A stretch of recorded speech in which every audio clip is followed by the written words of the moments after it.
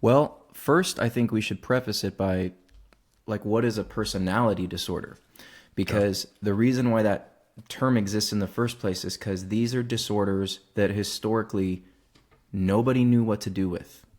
So all of the theories of how to do therapy with people to make them feel better, to end their suffering, none of them worked with this population. Medication doesn't work with this population. There's some overlapping symptoms of like depression and anxiety in some of them that medication might help, but like this was like an exiled classification of people. No one knew what to do with them. So they created this personality disorder category. And then it was like, well, if the treatment isn't working, then what's happening here? So to answer your question, any personality disorder, the main issue is it's a trait deficiency disorder. Okay.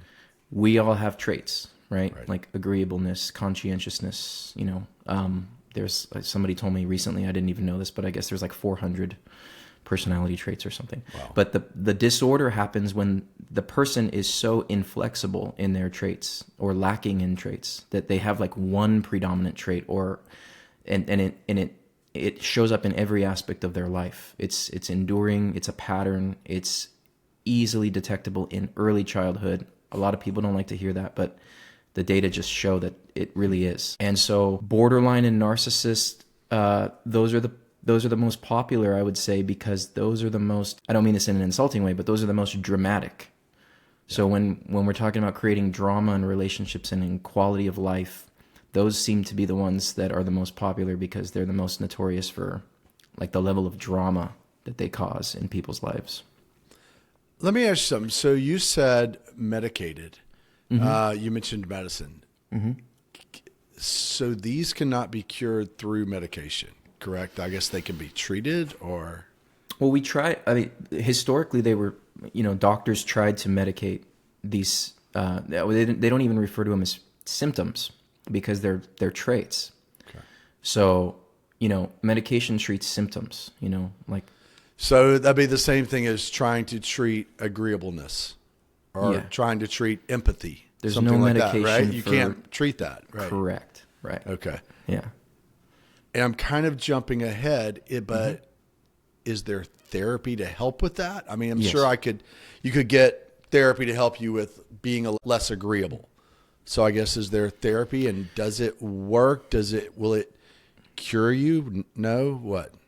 I don't know about cure. There are some clinical psychologists who said they've cured some of these disorders. I would say the therapy that you use to treat the disorder is much different than the therapy that most people are aware of, cognitive therapies, trauma therapies, and stuff like that. But yeah, there is evidence that there are some therapies that are effective working with that population. Okay. So how do you find out? There's a lot of people out there that diagnose other people with narcissism. Mm-hmm. They read a couple articles on Google or they search on social media and they automatically say, yep, that's her, that's him. How is it clinically diagnosed? Is it through a test? I think there's and I might have this wrong, like a PPMI or something like that, or? Yeah, there's the MMPI. There's a couple of other inventory tests. There's screening, but honestly, like these people, they know how to take those tests too. So they don't accurately portray themselves, and so they are taught or learn how to fake good and fake bad, depending on what benefits them in the moment. So that's typically not the best way to go about handling a personality disorder, is through like a screening or an assessment. There are specific therapists who specialize in treating this classification of disorders. And I would say most therapists do not know how to treat these disorders. They don't know. No, it's not because they're uneducated or they're not smart or anything like that. It's that they're misinformed on what's actually going on inside of the person. So a lot of these people show up in therapy once or twice. They leave. Therapist is really annoyed with them or just disturbed by them. They don't get better, and then they don't come back anyway. And then they go to like 10 therapists, and it's the same thing over and over again. And I think one of the reasons is because mental health, I think, has failed the personality disorder population to a certain degree. But also, these people are typically, if we're talking about narcissism and borderline, they're typically not very collaborative. So they don't problem solve in therapy.